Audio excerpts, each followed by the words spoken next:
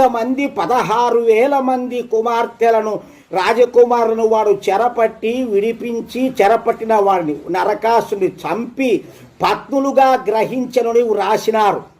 పత్నులుగా గ్రహించడము అంటే ఏమి, ఆయన అంత యోగీశ్వరుడు, అంత బ్రహ్మచారి, అటువంటి ఆయనకు ఈ యొక్క కలంకాన్ని అంటగట్టవచ్చునా?